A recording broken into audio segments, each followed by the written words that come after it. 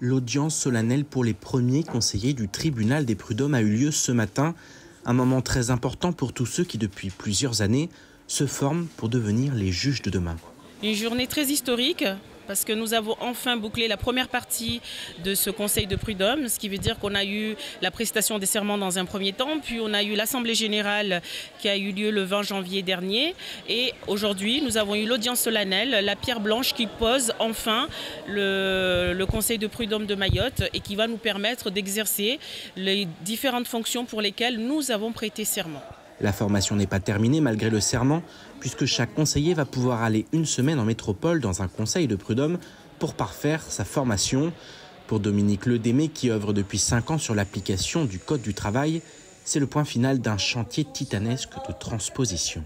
Ça fait maintenant plus de 5 ans qu'on travaille sur la mise en place du Code du travail.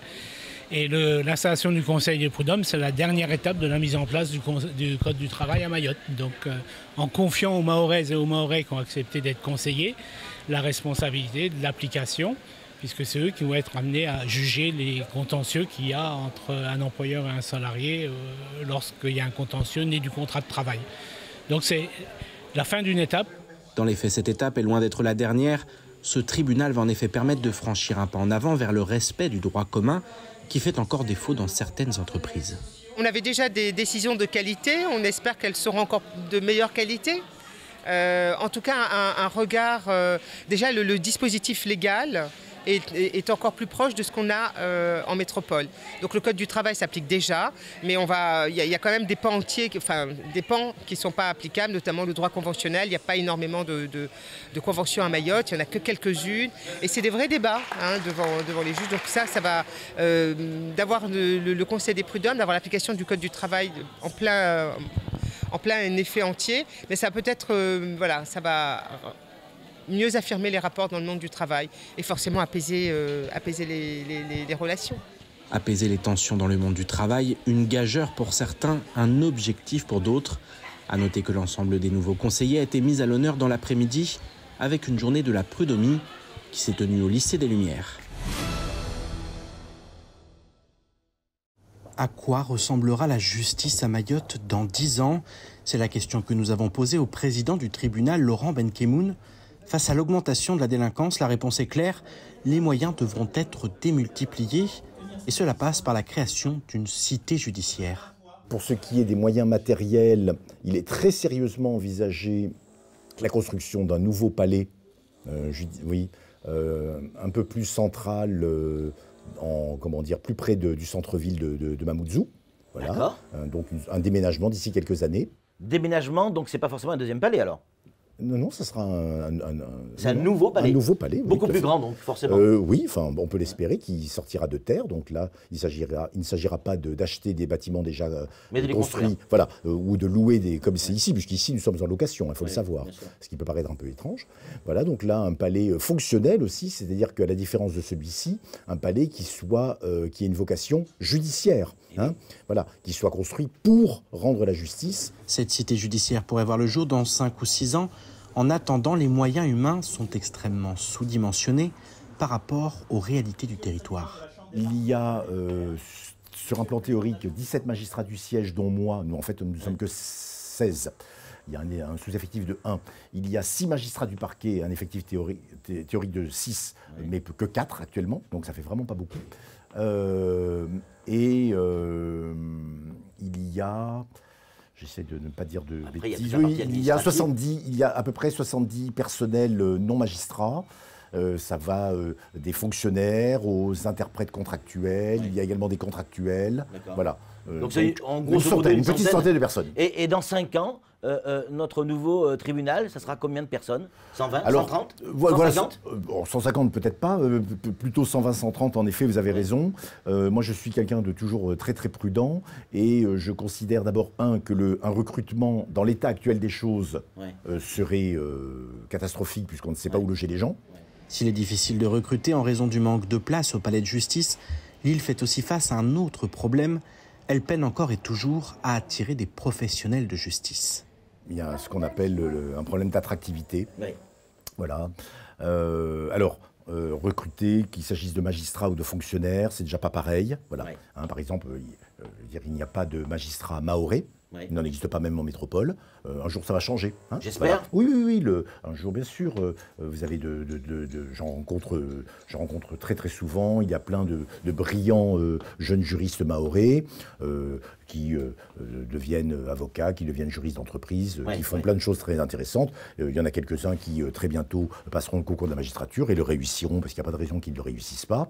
Voilà. Alors après, entendons-nous bien, hein, nous sommes dans un pays de liberté. C'est pas parce que vous êtes mahorais et que vous réussissez le concours de la magistrature. Vous avez l'obligation de venir ici. Voilà, même une obligation morale. Oui, non, pas du tout. Si vous préférez aller vous installer dans les Ardennes, vous installez dans les Ardennes et puis c'est tout. Pour que des Mahorais s'installent et rendent la justice sur le territoire, il faudra que l'île soit attractive. Pour qu'elle le soit, il faut que la justice puisse être rendue et les criminels punis. Une sorte de chat qui se mord la queue sur une île où les retards et les problématiques ne concernent pas le seul domaine de la justice. Pour moi, c'est très important que les réponses de la Croix-Rouge sur l'immigration s'accompagnent d'une vraie vision de ce qu'apporte la Croix-Rouge en matière de développement communautaire, de développement économique, de développement social, de développement social. Voilà, c'est pour cela que j'insiste là-dessus sur la dimension entreprise de l'économie sociale et solidaire. Je crois que rien ne se sert de se boucher la vue, si vous voulez. Il faut avoir le courage d'une réponse, une réponse qui est juste à ce défi-là, comme il y a d'autres défis. Nous savons que les crises climatiques vont générer, je pense en particulier, vous savez, sur certaines îles qui vont être impactées par et que ces mobilités de population sont malheureusement devant nous et il nous appartient, et je dirais en toute responsabilité, d'accompagner ces situations qui nous touchent. Nous avons été à Paris très présents au moment du retour des Afghans. Ça a été important parce que c'est notre mission de dignité, de respect de la personne humaine. Hier s'est déroulée du côté de l'aéroport de Mayotte la commission consultative annuelle. Cette dernière permet de fixer un certain nombre de taxes et de redevances incluses dans le prix de nos billets d'avion. Le gestionnaire de l'aéroport EDIS a proposé d'augmenter le droit d'atterrissage. Les compagnies s'y sont vivement opposées. Mais lors du vote, le président du conseil départemental s'est abstenu, mettant en minorité les compagnies aériennes et laissant l'augmentation être adoptée. Les compagnies prévoient ainsi de co-signer un courrier pour convaincre l'autorité aérienne de ne pas valider ces augmentations de taxes.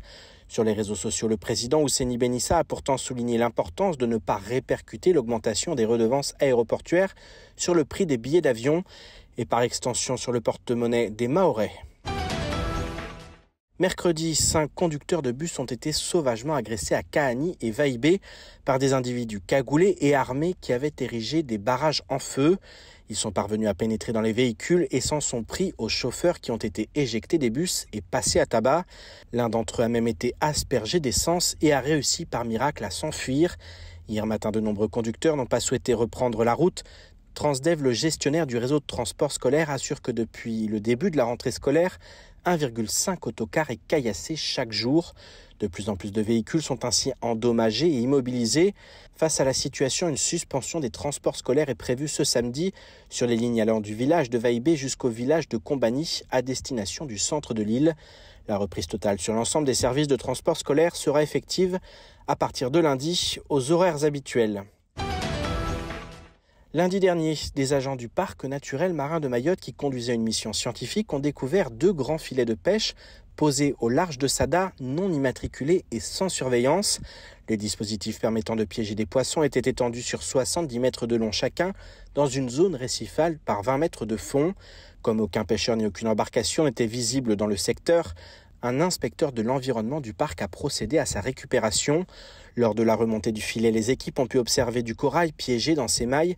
Il a été remis à l'eau, mais une fois cassé, le corail a peu de chances de survie. À Mayotte, la pêche au filet n'est autorisée que pour les pêcheurs professionnels et dans certaines conditions. Ceux qui font fi de la réglementation sont passibles d'une amende pouvant aller jusqu'à 22 500 €.